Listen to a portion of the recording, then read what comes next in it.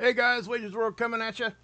Hey, listen, we've got this storm that hit us from behind, and we'll talk about that here in a minute because it just like sparked big time Aurora. This happened a couple weeks ago, but we're going to dive into it because I want to show you some really interesting stuff. Very intense Aurora. Plus, we got big sunspots that could flare at any time. Could end up with some big CMEs out of that. Plus, if the sunspot number was to end today, we would be the first time since 2001 hitting those kinds of numbers. So we're going to talk about that too. So anyway, guys, let's just jump into it. By the way, we give away some cards tonight too. So we're going to do that. Here we go. Hey, somebody give me a 5 for 5, and I'm going to keep moving here just so we can keep things a little bit going, if that makes any sense. Can I get a 5 for 5 in the chat from somebody? And yeah. So, hey Keith, good to see you, bud. Good to see ya. Really? Yeah, sometimes that happens. Alright, hey, good to see you, Renee. Alright, guys. So I'm going to just jump into this because I know that's what everybody likes. So we're going to do that. Listen, guys, check out these sunspots. These are definitely some pretty decent-sized sunspots, and they are active. They're going to become more and more active as time goes on because, as you can see, you see this right here? The reds and the blues are starting to mix, okay? When that happens, they become unstable, and we have reconnection events. So with that being said, yeah. With that being said, we're going to have to watch those. And what we're going to be watching for, it's got potential of X flares. It's got potential of decent-sized CMEs anytime you have X flare stuff happening. But I do find it interesting that the majority of the spots right now are in the southern hemisphere. I'm not sure if anybody else has noticed that. We do see that from time to time. I mean, sometimes they'll all be in the north, sometimes most of them will be in the south. But these couple here of sunspots, they're communicating with each other. So what I'm going to do is I'm just going to take you here. Check this out, okay? I mean, look at that. It's just crazy to me. That's a lot of sunspots. They're big, and so with that being said, yeah, we're gonna definitely have to watch this. Now, the sunspot number they're talking about would be over 230. So let me show you guys a little bit about that real quick because, and sorry for a little bit of a distraction here at the beginning. I kind of got just off my game there for a second because I had real life happening all around me, by the way. So I do apologize for that. I'm trying to keep it a little bit more focused here. So I do appreciate all the mods and stuff in there trying to help me with that. So my mods are great, just so you know. I seen surgery in there. Good to see you, bud. Good to see you. J Post is here. Renee's in there. Okay. So we just put the chat away and keep talking about space weather.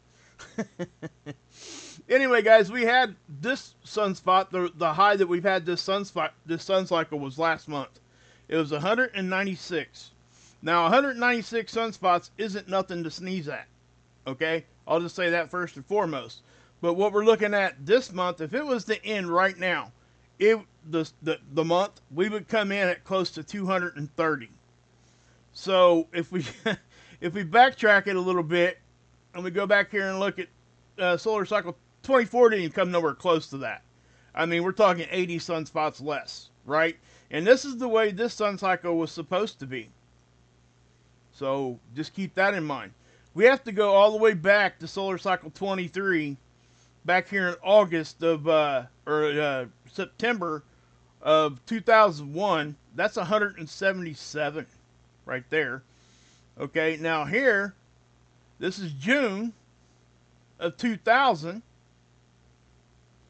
So, and that's at 244.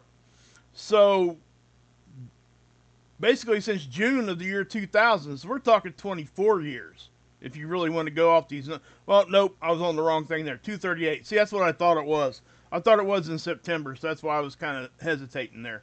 So we got 238 right there in 2001. So that makes it what, 22 years, something like that. That's a significant thing. It most definitely is very significant in the sense that it wasn't supposed to be even close to that. And guys, listen, sometimes things just overachieve. It's nothing like it's something that people need to spaz out about. All it means is we're having more activity.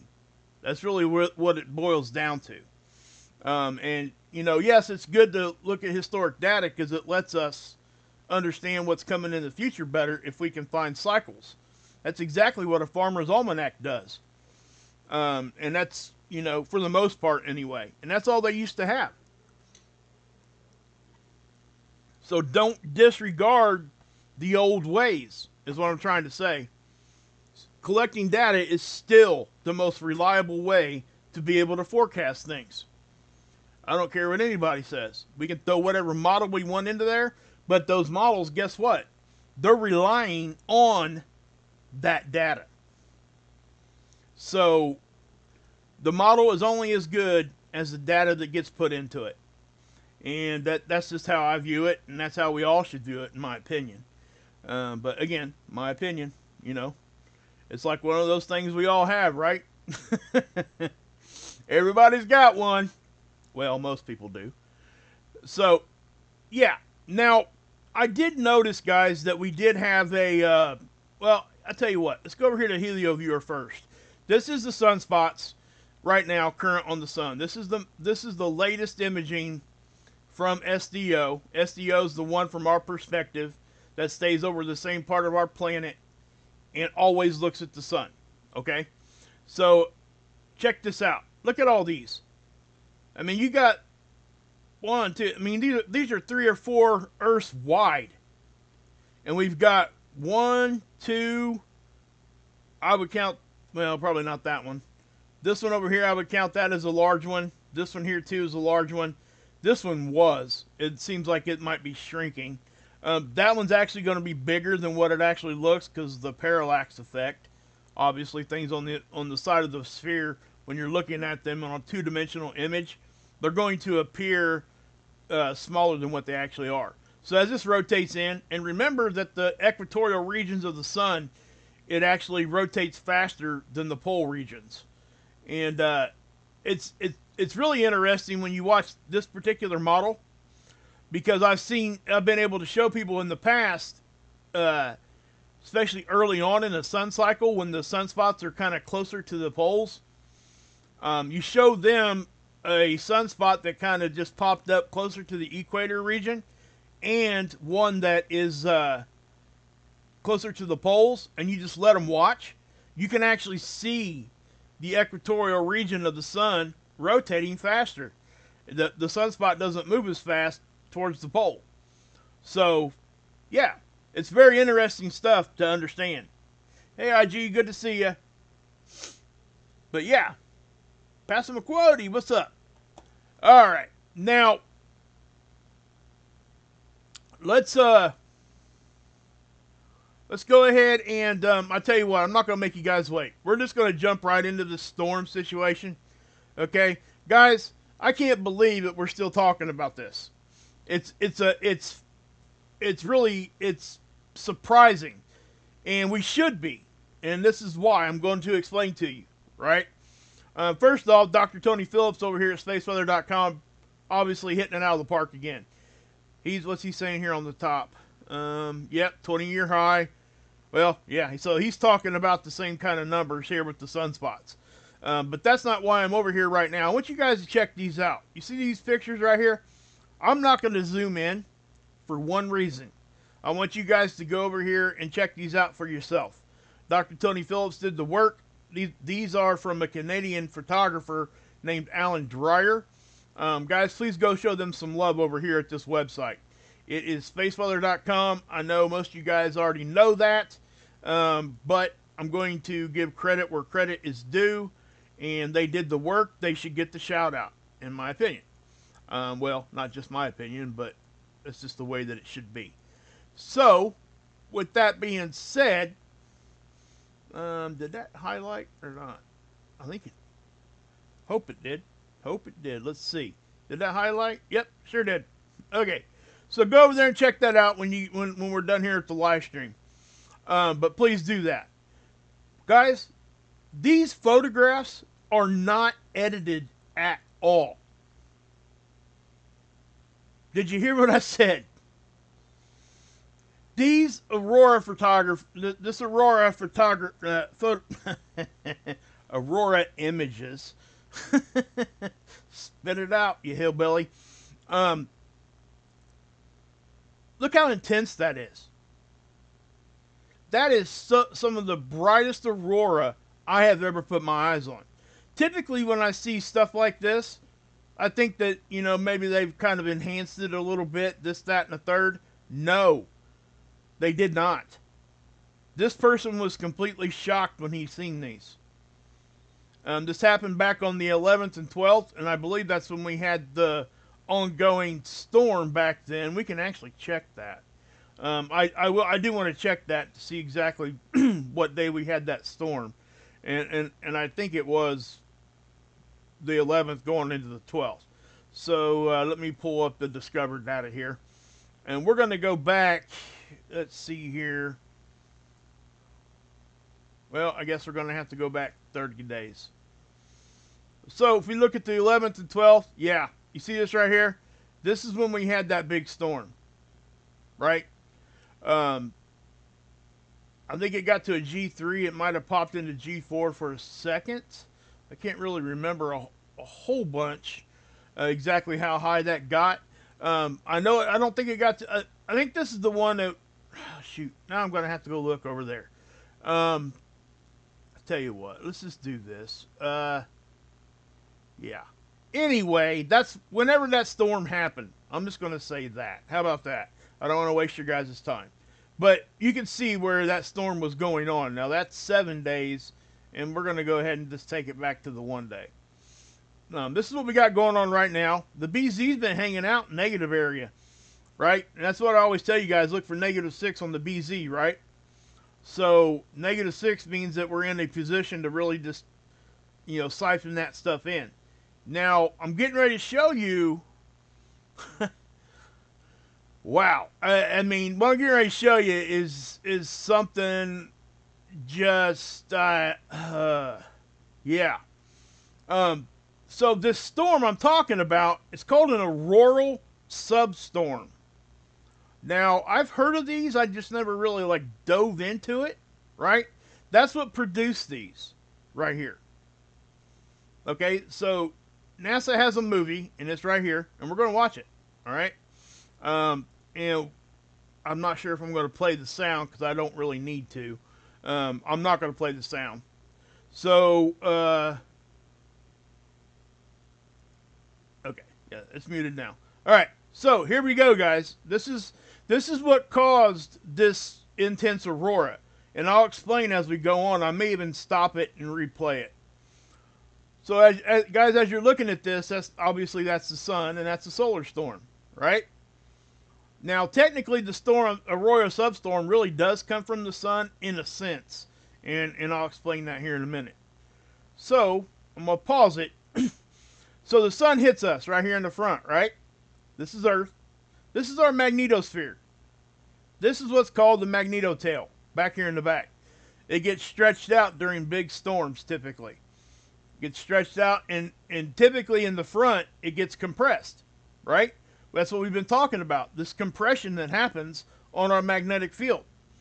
And it compresses things, and that's why we were seeing some of those orange aurora. Now, if you guys remember, in the past couple of videos, I was explaining how that aurora worked, and mainly it was because these two or three layers were kind of getting compressed so close together that those molecules were kind of hanging out in the same area. The reds and the greens and all that, and it made the orange, right? At least that's how the theory is, and that's how everybody's talking about it. But, check this out. Watch what happens right here. Boom. Okay, it got hit right there. Now, do you guys see this right here? You see how that disconnected? Those are magnetic lines, right? These are the magnetic lines I talk about all the time. And this is representing a disconnection as it's hitting, right? I've shown you guys these loops that come like this, right? We get hit in the front and then woof. But when our magnetotail gets stretched out like it does during a bigger storm, this is what happens. Okay? So I'm going to pause it. Now see how it's kind of rushing over the top now? And so what they're showing you here is, and again, I can play the volume, but look at that, okay? You see that getting squeezed in? That happens. I've shown you guys on the Australian magnetopause model, and I've even showed it to you on the NOAA one. The top and bottom get compressed in towards each other, right? At least from the view that we're looking at. And so, check this out. So when it gets right there, look what's happening. They touch again. That's called a reconnection. Way back here. Watch what happens when that reconnects. Okay? Now I'm going to roll that back just a little so you guys can see it better. Connection. And it appears to come from the back because it did. But the initial hit was just the broken line here in the back. Right? I showed you, in the front. And then it compressed back here and they touched. When that happens, stuff travels the opposite direction. Right? So, and what would happen is you would have immediate aurora filtering in on both poles. That would it would just bam, just like that. It wouldn't be no kind of, hey, we got to wait for this stuff to break through our magnetosphere. It already has. This is our magnetotail reconnecting with itself, basically, in our Earth circuit. Okay? So, boom, woof, comes in on the poles. And it even goes out the front some. So we've seen these things look like on some of these magnetosphere models and stuff sometimes, look like it just blows out the front, right? And everybody freaks out. Well, this is one explanation for it. It's probably not the only explanation. I'm just saying this is one of them. Now, and do you see what happened here? It's showing you that aurora. So this is amazing to me. This is a phenomenon that I think is awesome. So as I keep going forward here, actually I'm just going to push play and see what it plays out here. Now notice at the North and South Pole, and also notice that it hit global immediate. Okay, this was not a aurora oval event. Okay, this is from our magnetosphere itself, our magnetotail, and it hit. And obviously, when it comes in on the poles, it's getting filtered in. Hey, thanks, Aaron. Appreciate you, brother. Let me do this real quick while we do this. Right. Okay, so yeah. Now, let me go ahead and go back to that. Let's go ahead and get that back to full screen. Now, again, guys, this is one of those things that... Hold on one second, guys. I hit the wrong button on something here. Hold on 1 minute. Sorry, guys. I apologize for that. Okay. Let's go ahead and maximize that again, if I can. My computer's being so stupid. Anyway, there you go. How about that? All right, there it is. Now, watch what happens here as it keeps moving. The video's almost over here. It's just showing you, right? So, with that being said, let me go ahead and we're going to replay this, okay? So, just to run through it again so you guys understand what's happening. Solar storm, right? Wham, wham, wham, wham, wham. There's all those high charged particles. That's what's happening. We're getting hit. Hit, hit, hit, hit, hit. Right? It hits us in the front. We light up here in the front. We see magnetic pressure here. It compresses us in the front. Boom. Another hit right there. It could be all in one hit too, by the way. These are our magnetic lines. This is our magnetosphere. first point of contact is our bow shock. Well, so just inside our bow shock, there's those lines, and what happens is they get broke. Right there. You see that line that was there in the front? It got broke and peeled back a little bit. So this energy is forced to go around the edge. It's our magnetic field doing its job. It's deflecting the stuff. Okay? So, and oftentimes it'll break like that. But it doesn't have to be so intense that it does what this did. Most of the time, if our magnetotail is not stretched out like it is from a big storm, it happens right here. Right? I'll show it to you guys again. Hey, Miss Dragon, thank you so much for the gifted memberships. Appreciate you. By the way, guys, let's get some ones in the chat for her. I know she was having some tests and stuff done today, and we're going to do some prayers, some good thoughts and stuff sent her way, okay? If you guys could, please do that. Only takes a second, and it shows love. We showered her with love yesterday. Let's do it again. That's what Wages World does, okay? So, yeah. That's what the Kool-aid Krew does. I probably didn't even have to ask you, but, you know, that is what it is. So, let me, hopefully did that go up? Yeah, it did. Okay. Alright, so, again, it broke right there, right? And see it get peeled back? And notice how it's kind of on the top. Remember, this is three-dimensional, but this is a two-dimensional image. So you have to kind of have a little bit of an imagination, right, to see this, because it's rushing over.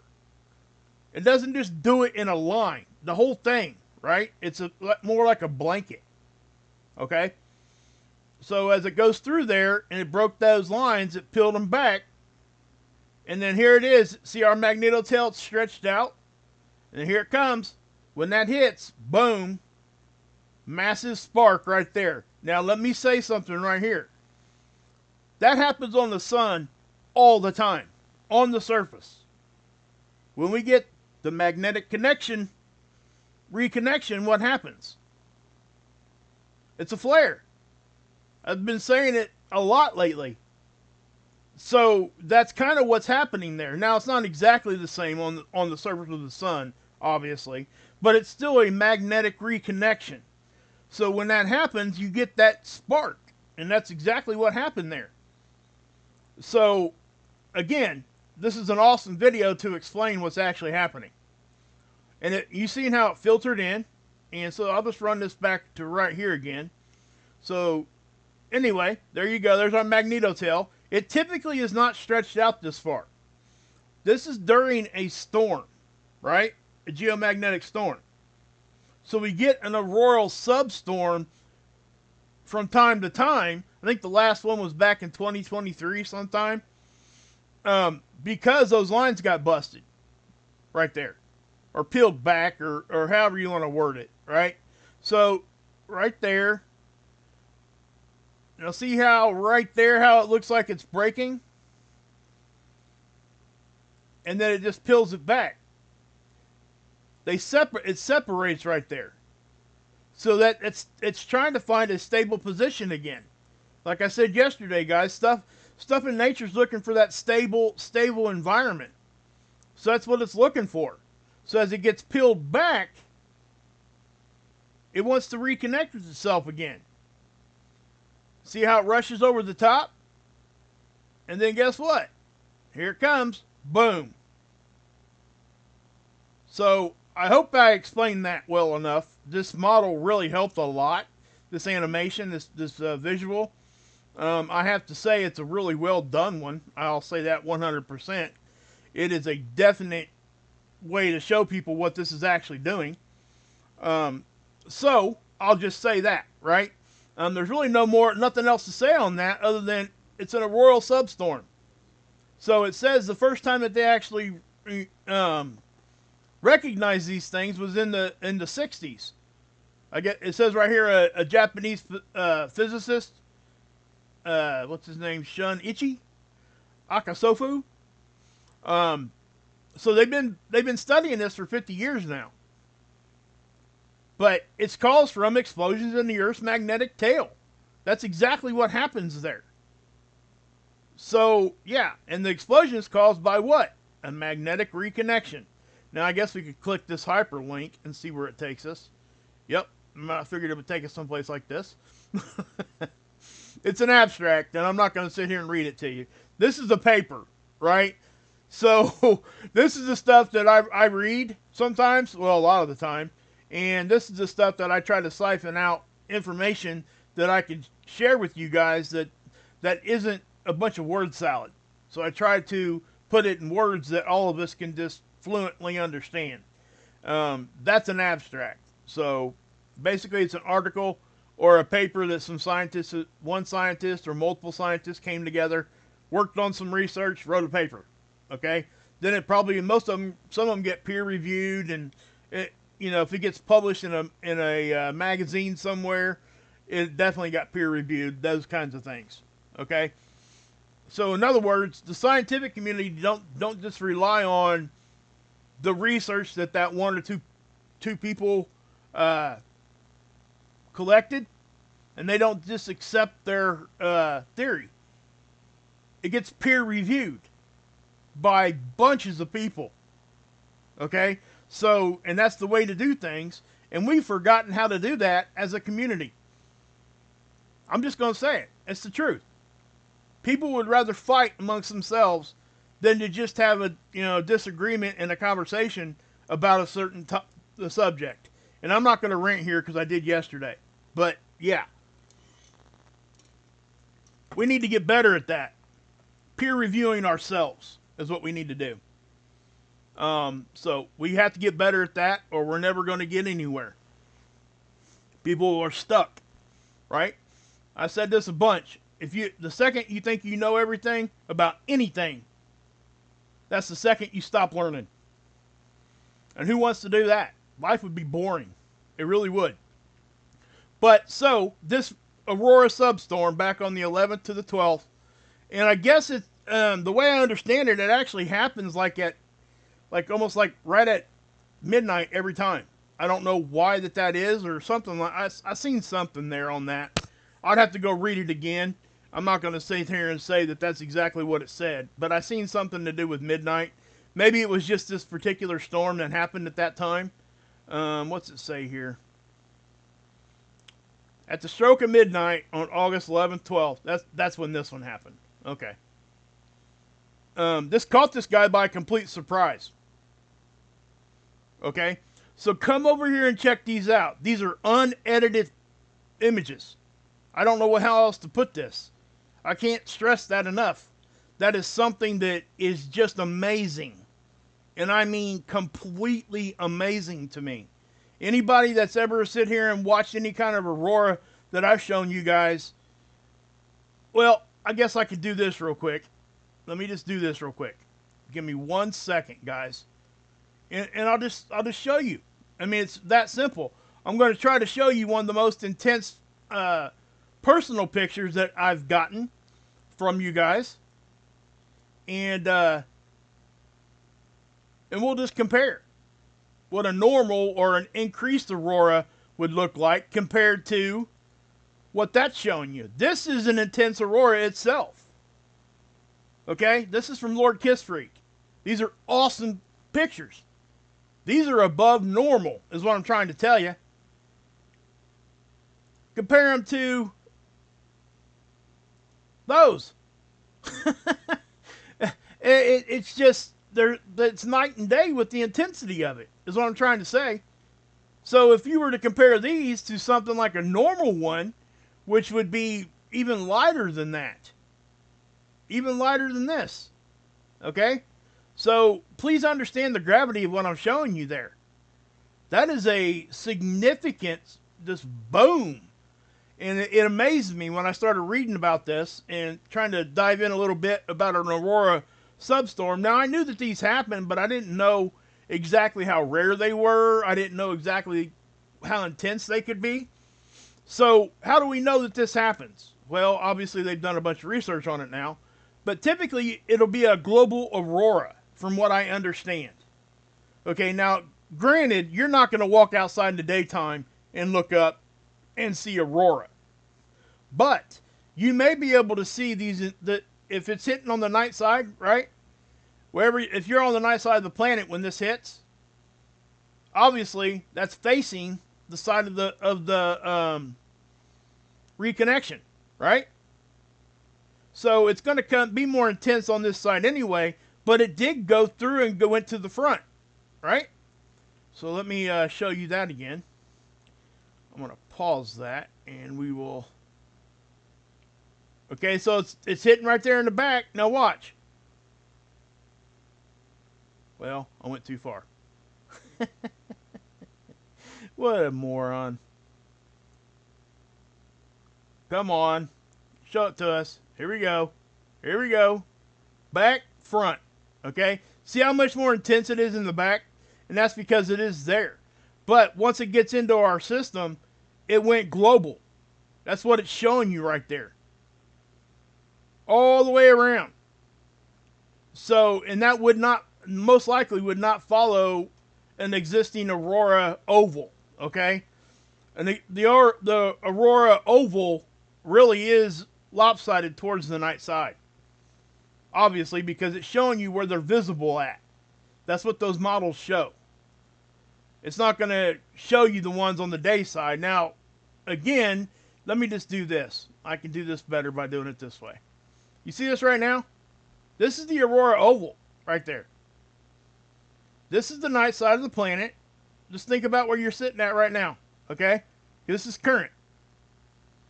Look what's going over here on the day side. Hardly nothing. And yes, I realize that this isn't much here right now too. But it's the fact. That's what it actually looks like. So if that was the hit right now, it would actually extend over here. And you might see some pretty decent aurora during twilight even. When you got some overrun from the sunlight. Because it's going to be that intense. That's what I'm trying to say. So hopefully you guys kind of grabbed that, and I think you guys do. I hope, let me know how I did with explaining that. If I did poorly, just let me know. Say, hey, Wages, you suck. Do better next time. And I'll try to explain it better, but I really want you guys to come over here and please do me a favor and come over here and give him some traffic. Dr. Tony Phillips does this website day in and day out, and again, I've never talked to him, but he needs the credit for that. And the guys that have done got this photography, Alan Dreyer, I mean, good job, man. I just don't even know what to say. And the thing of it is, he wasn't expecting this, right? Because it wasn't coming from the typical thing. Now, he might have been expecting some sort of aurora that night, but nothing like this. So, yeah. Since February, recall the planets caught in a solar flare a few years back. Yep.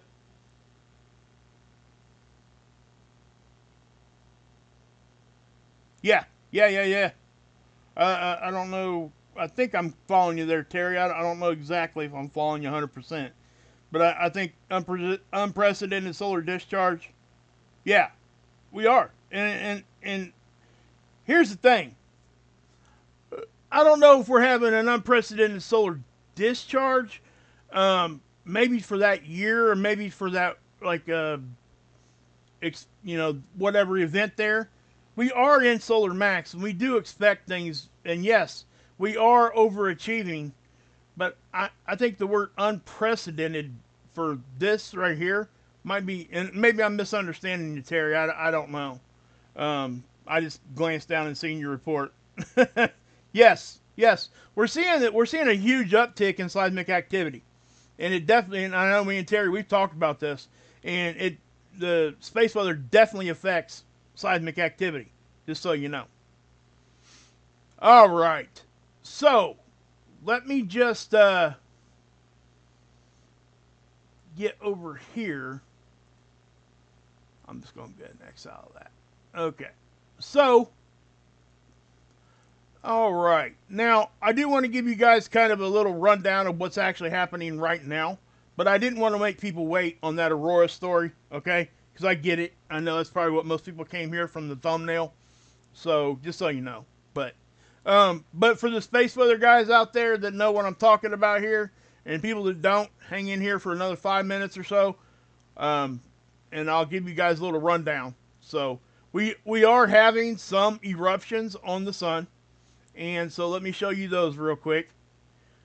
It's not massive right now, but it's not something we can just like blanketly ignore either. We did have those ones yesterday that I'm still unsure if they produce CMEs or not. But given that, we will, come on. Wow. Okay. I'm going to back that off a little bit. Now, we're looking at the 94 angstrom. They filter out a specific angstrom of light, and that particular angstrom of light sees this gas. Now, they could give it whatever color they wanted. They chose to use green for this one. Okay? This particular angstrom shows us bright flashes for flares. Okay? Now, I was showing you guys yesterday that was an M flare, and I don't think that produced a CME. But notice what happened after. You guys seeing all that flashing? Okay, I'm going to let this run again. We had another bigger flash happen right here too. Here at the end. As a matter of fact, I want to pause it. And I'm just going to take you there. That's happening right now. Okay? So, I won't be able to report exactly what's happening with that. Unfortunately, because it does look like it's significant. Okay? It looks like it's coming from that sunspot. So that's a flare. And unfortunately, that's the last image we get. Right there. So let me back that up just a little bit more. It's still erupting. It doesn't look like it's done, is what I'm trying to say. So if I back that up a little bit more. So you can see how it did look like it produced some plasma right there. But that's flaring right there. And I can't tell you exactly what's going on with that yet. I won't be able to do that till later. Okay? We'll have to wait on that info. Now let me, I'll just refresh. Now sometimes we could come over here to the D region model and see. Because this is how we see where X-rays are hitting. And that X-ray is how we measure solar flares. Alright? So if I take this. Okay, yeah, so I don't know that it's picked up that yet. It could have. See how it kind of maxed out right there? And then down. Looks like it might be subsiding already.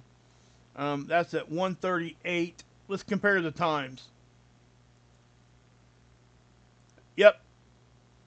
That is that flare. So it does look like that might be subsiding. That might be as big as it got.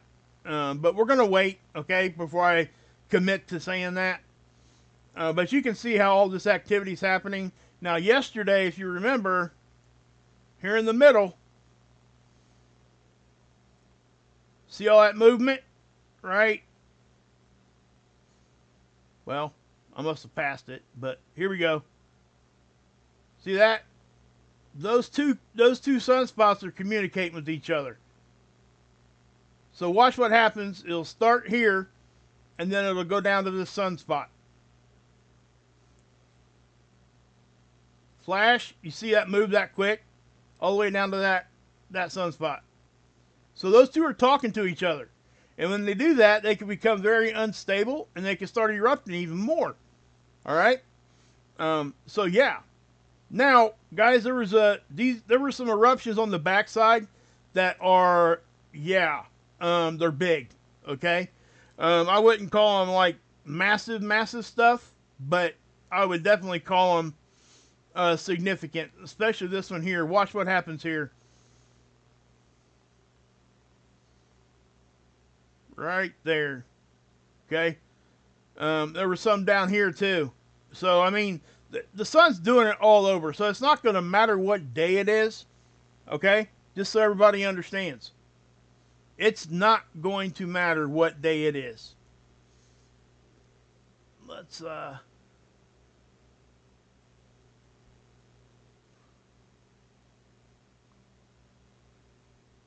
right there.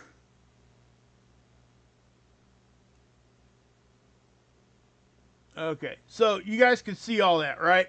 Now, I just wanted to make sure you guys could see all that because I'm going to change the angstrom and I want you guys to see the difference. Now, I'm going to show you the 171.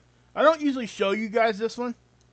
I used to show it a lot, but we tend to see other things better. This gives us kind of a broad overview, but it doesn't really allow us to see the detail that we need to kind of talk about it, and that's why I don't. But what this will do, it shows a lot of the corona, which is the atmosphere, and you can see eruptions that you wouldn't see typically.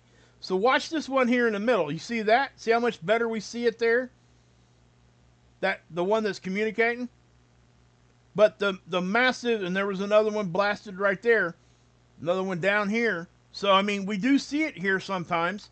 It's not always evident on this angstrom, though. It just depends on what's actually happening. Now, you can see where that was communicating. It actually communicated way up here with this filament. So, and I know that that's a filament because I've looked at this for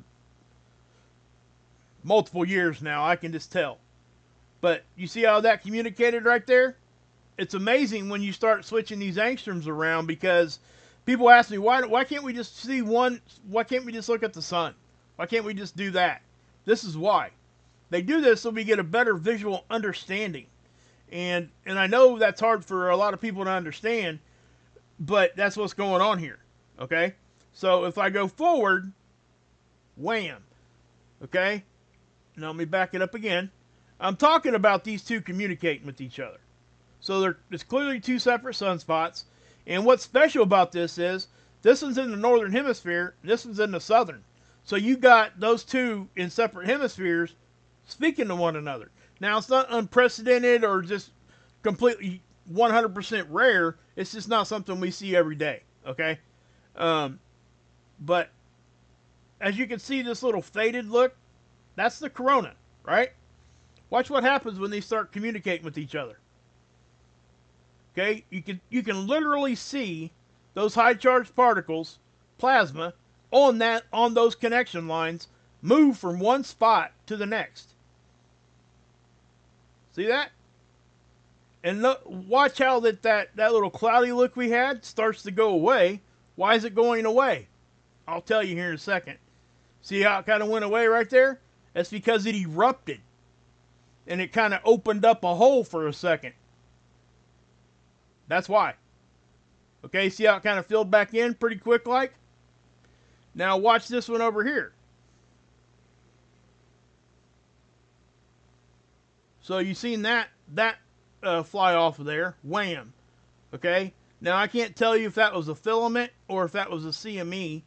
Well, a filament can be a CME, but when I'm talking a filament, they're dark shadows that lay across, right? And when they lift off. Now, if it's just a CME from a single point blast, like from a flare, you get more of a cone look. It's just different, okay?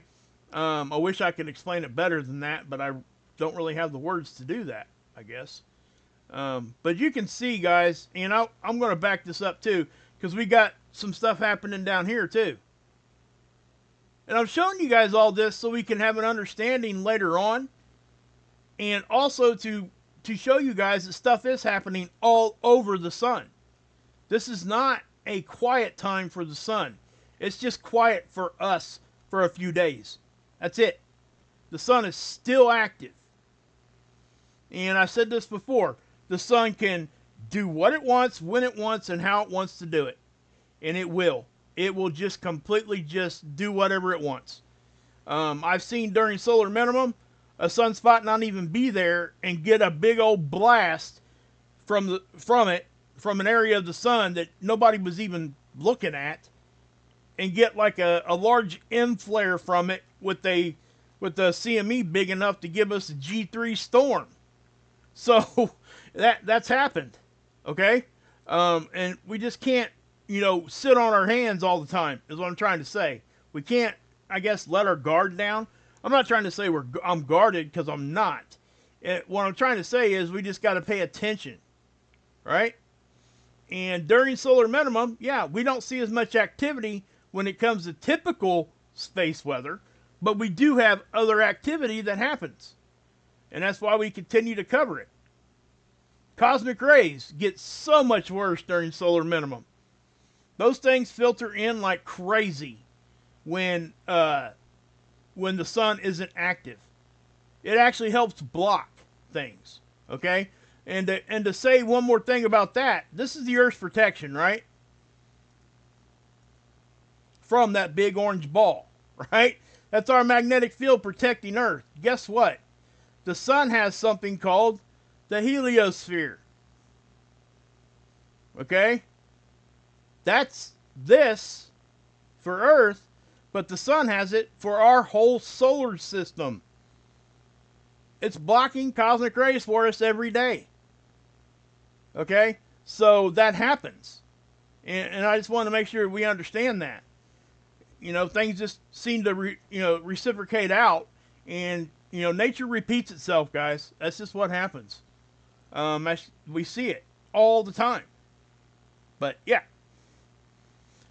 is there a way to find out how many total sunspots there are on the whole sun? See, Keith, I talked about that a little bit yesterday, guys. It's a very valid question, by the way. The way that they calculate sunspots, because the ones on the back don't really affect us when they blow, right? They are part of the conversation, but they're not taken into consideration at the ones that are on the front side. So when we're calculating sunspots, what they're doing is they're telling us how many sunspots were facing Earth, okay? Or how many days we didn't have any sunspots, right? That's what this is telling. That's how they measure it. They want to know how many days. So we've had 0 days with no sunspots for 2 years now. That means there has been a sunspot on the Earth-facing side, at least one of them, for almost 2 years now. If you were to roll that back and you go down here, go back to 2019, 77% of the time, 281 days that year, there were no sunspots facing Earth. Right? Now, what I can do is I can do this for you. As a matter of fact, it will be real easy to do for you. I'm going to do this right here, and I'm going to show you guys real quick what I'm talking about there. Okay? There's SDO. I'm going to bring up 2 windows. Okay? So check this out. This is today's image, right? SDO, right there. Now, if I come here, and I go back to, let's just say, well, we'll go back to 2019.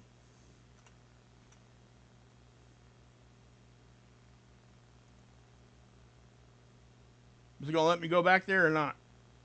Might not. I don't know if it's going to... Yeah, it did. See? But it didn't show it. I don't know why, but okay. I don't know why it didn't show it. They changed things over here on this one. It's kind of strange how they did it. So if I didn't pick a day. That's why. So what I'll do is I'll just hit this thing back a little bit and I'll pick a day. We'll go back to 2019 and we're going to go to, let's go to, we're in August, right? Right there. We'll go, what's today? The 22nd? Right? And then hit apply. Work. Work, you jerk. It's not working. I don't know why. It's not going to let me go back that far. See, yeah, it's not letting me do it. I don't know why. That's kind of crazy. Anyway, we're just going to cancel that. So that's back in 2024. Yeah. So, again, guys, I can't show that to you right now then. They changed this one, the way that they do it. So I apologize for that.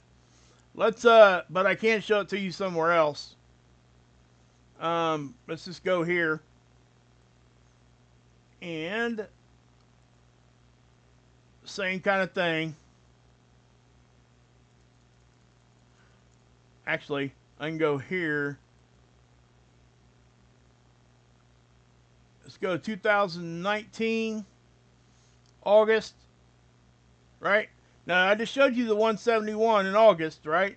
So we're going to look from the 22nd and go to the 22nd. Just one day there, all right? So this should show us what it looked like in 2019.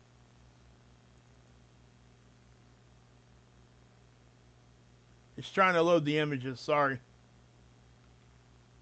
It's going to. Give it a second. Look. You guys see the difference? It cracks me up. Because, and I tell you what I can do. I'll do this too. Just so we have a clear point here. Because this is important to understand. I used to show this almost every live stream. So what I'll do is I'll show you guys today. Right? This is what it looks like today. Same image, same day, right? And if I take you guys back to 2019, check it out. See the difference? I mean, there's a huge difference. And, yeah, let me go ahead and just back that off a little bit. Just like that. Okay? So there you go. Look at that. Look at the difference in that, guys. That's solar minimum. This is solar maximum. So, yeah. Yeah, like nothing there. Exactly, ready now. But my point to that is, of doing this, is to show you guys the difference. And to let you know that this sun right here can be just as intense of eruptions as this one can. It only takes one, guys. And we've had big storms during solar minimum before. You don't have to have a sunspot. That's how they judge where you're at in the sun cycle. Strictly just the number of sunspots. So, great question, Keith. Just so you know. Took us down a good road there. A little bit of a learning thing. I like it. Thank you. So, but yeah. So, before, won't you guys give me a roll call in there if you would? Guys, I'm going to be doing a members only stream tomorrow. 100% tomorrow. Okay? Give me a roll call in there. And then, you know what? Oh, goodness. I've been trying to figure out how to give these cards away and what to do. I got Sunspot cards, and I've shown them to you guys before. They've been discontinued. So my wife found some bricks of them, and I give them away to you guys. They're bicycle cards, but the theme of it is Sunspot. Obviously, it applies to what we talk about here. I've been trying to figure out a way to fairly give them away, some sort of a game or whatever. So we may wait till tomorrow to give those away, because I'm still trying to figure that out.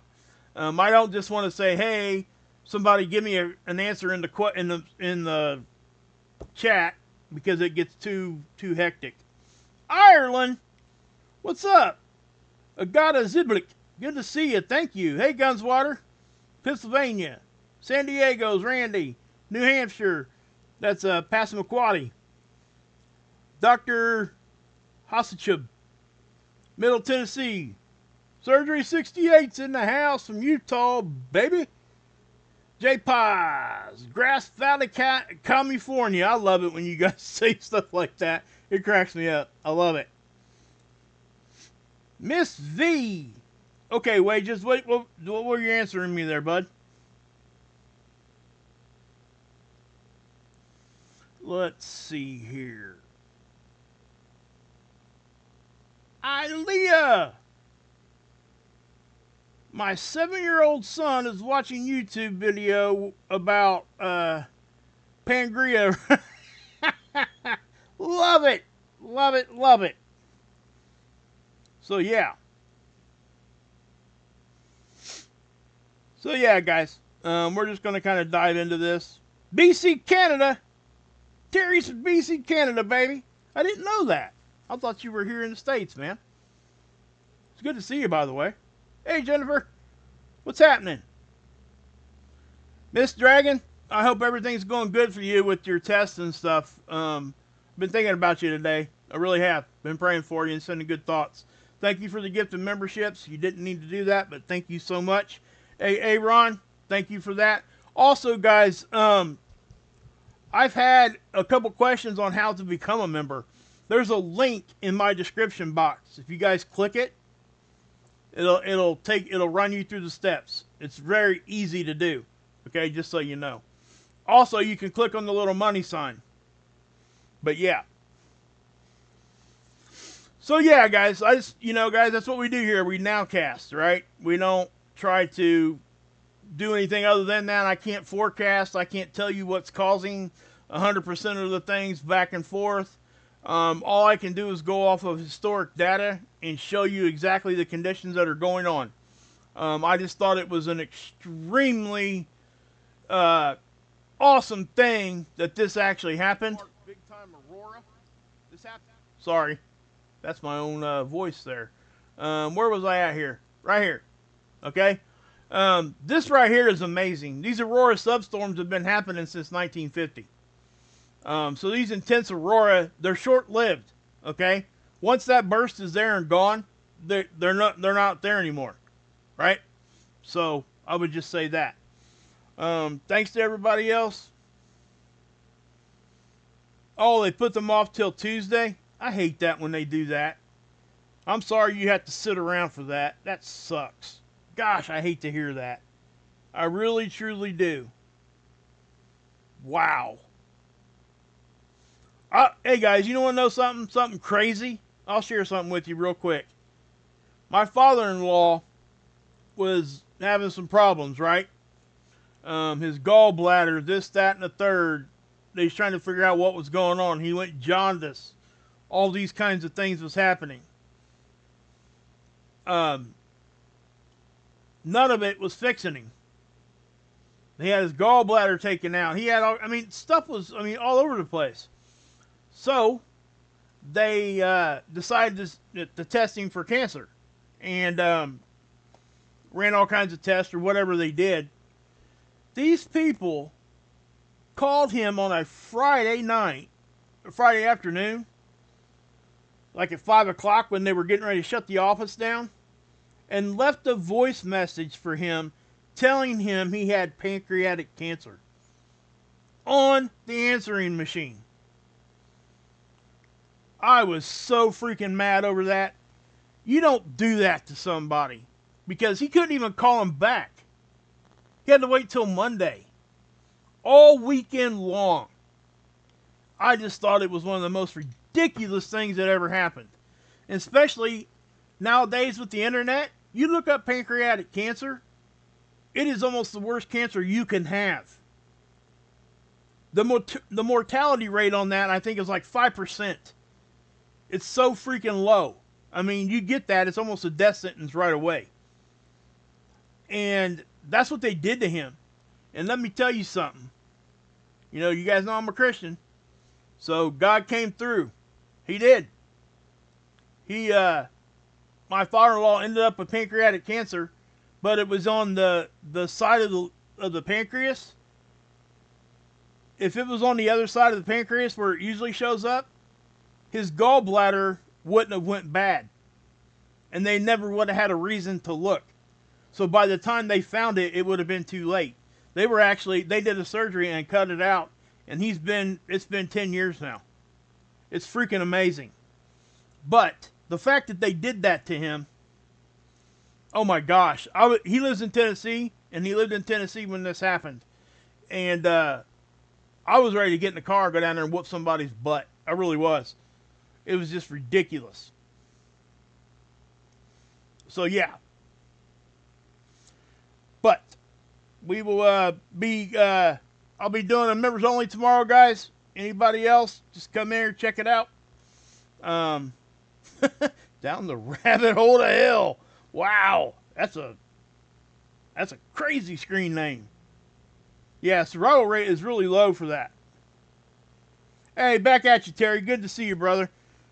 I'll be praying for you and your wife too, guys. Guys, he does periodic reports on seismic activity too.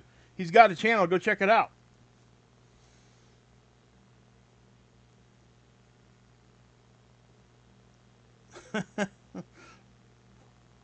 Miss in there getting ready to throw some paint around, are you?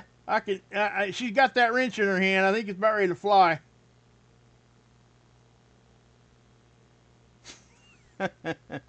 Hey, listen, Boris. Just let me address that real quick. Everybody is welcome here. I just tell you my belief. That's my belief. That's my religion. That's what I do. I don't ram it down anybody's throat. Never have, never will. That's not the way to get people to see what you believe anyway. I'm not a salesman. I just tell you what I believe. That's it. And I'll leave it at that. So I'm sorry if you were offended, but I'm unapologetically a Christian. Never will apologize for that. Never going to happen. But I'm not going to force it on people either. And everybody else that's here that isn't is welcome. Including you, bud. Including you. So, just saying. That's how I run things here. And that's how I am in my regular life, too. So, alright, guys. Thank you, John Starr. Appreciate you. Miss B, good to see you. Hey, I got your... hey, Kathleen, good to see you. Yeah. I got you. Alright, guys. I think I'm going to go ahead and pop off. If Marv goes live, or is he ain't live yet, is he? Nope. Guys, he didn't do a show yesterday. They've been working on some things, and he just didn't have... they couldn't get a show together in time last night. So, Bobby Sue, she's a new mod over there with us. So if you guys, please come over and check out Marfugal if he goes live anytime soon, or anytime later. So, we'll just leave it at that, guys. Alright, guys, I am going to go ahead and pop off. So, yeah. Anyway, God bless. Hey, LeGrant Jackson, member for a month, baby. Heck yeah, LeGrant. Guys, please come back tomorrow. If you're a member, get that bell clicked, okay? I need you guys to know when I go, okay? I can't schedule days ahead like a lot of other channels can. My life just won't allow me to do that. I've tried, and I missed the time every time. And I don't want to do that to you guys. We have a lot of fun. We're going to be watching some Zoom Court, and we may even play some games as far as I may bring some people in, do some trivia stuff. We got a lot of stuff that we can do. We got a lot of free things other than just doing a regular video like I just did. So we'll just keep it like that, and we have fun. We get to know each other. But yeah. Back at you, Rick. Good to see you. Ilea's going to have to teach me how to do some games. That's what I'm saying. I'm going to make her come live with me one of these times. There you go, Pat. Love it. St. Augustine, Florida. Hey, guys, anybody that has a membership, you can do that once a month for free. You get a free super chat. Use it, guys. Seriously. I do. I just did my 15th month for over on Marfugal. I think I was like, I don't think I was the first subscriber, but I was close. I think, Ilea, weren't you mine? You or Trinity was. It was either you or Trinity. You guys were right there, man. Yes, thank you, Renee, for saying that. Hey, Renee, I really do appreciate you. You are on top of that every time. And thank you for doing that. That's a good mod right there, I'm telling you. And a lot of the mods here do that anyway. But, I mean, you really are on that, and thank you so much for that. Appreciate you guys. I love all my mods. But, there it is. There it is. 4 months, baby. Hey, guess what? When we get to 6 months on the memberships, that color is going to change. That orange face, guess where it's going next?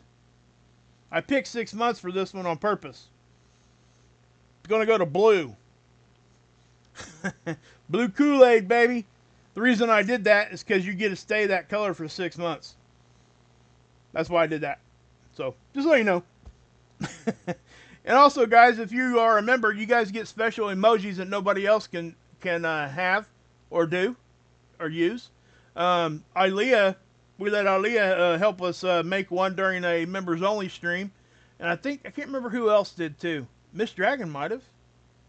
Guys, she does some really cool artwork over on her channel. Some of her thumbnails are just killer. The dragon stuff, it's really cool.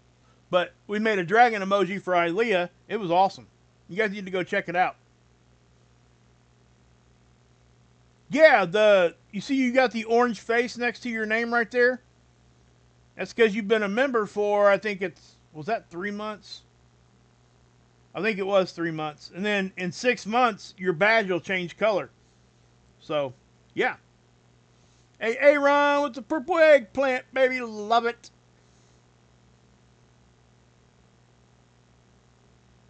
Okay. Okay, cool, Miss Dragon. Thank you. Yep, there's those dragons from my Leah made. And you're right. You know what, Down the Rabbit? That is well said. That really is. That's well said. The mods typically do have a very big influence on the chat as far as how the channel looks and how the channel is. That's why, you know, we really kind of just add to a little bit over on Marf. I mean, they do such a great job. We're able just to focus on what's going on in the chat, if that makes any sense. We actually have lists of their affiliates and stuff, and we can just, it's copy and paste in the chat for us. We don't have to type it out every time. Those kinds of things. It's very streamlined and structured, and it makes it easy to be a mod over there in the sense of those kinds of things. Not to mention, just Adam and Dexter, just awesome people. And it's an awesome channel anyway. If I wasn't a mod, I was there for, gosh, 4 years before I was a mod. But yeah, 100%. I agree with that. Well said. That's right, baby. 450 thumbs up. I seen we had a lot of people in the chat there. And guys, I know that I've changed the beginning setup here. And I hope you guys like it, because I don't want to do that long intro anymore. YouTube doesn't like it at all. I can tell you that. Anybody that's running long intros and you're doing live streams, you might consider doing what I'm doing now. And I got that advice straight from Dex and a lot of other YouTubers. I just didn't realize it truly would have that kind of effect. Also, another little piece of advice that Dex gave me. If you're making your thumbnails, look at it on your phone and hold it out at arm's length. If you can't read it, you need to change your thumbnail. Because about 90% of the people are looking on their phone. I simply never thought about that. Those little things right there, man, that's what makes them rock stars over there, I'm telling you. Such good people and such great knowledge, wealth of knowledge, and they just share it. It's awesome. Well, thank you, Renee. Appreciate you. Alright, guys. Thanks, Ollie. Appreciate you, too. Guys, anybody that does come back and leave a comment, I get a notification on about 70% of the comments that are left. But I do go into the comment section most of the time and read. I do read them. I try to leave hearts and likes every comment to let you guys know that I read it. Sometimes I don't have the time to actually click the buttons. But just know that I am reading those comments most of the time. You know, think about it, guys. If I'm getting 400 or 500 comments a day, and trying to do all this and run my family and stuff, it does get a little lean. Just saying. All right, guys. I'm not going to... The end of this kind of stretched on way longer than I wanted it to. But anyway, it's okay. We're all good. If you're a live streamer, the mark you want to hit is 1 hour or below. And we are well over an hour. But that's okay. We stayed to the point and had a good time. And I'm okay with that, guys. Seriously. I will always put that above any kind of trying to hit an algorithm. So, anyway, guys. God bless. Yahusha saves. And as always, you can drink this Kool-Aid.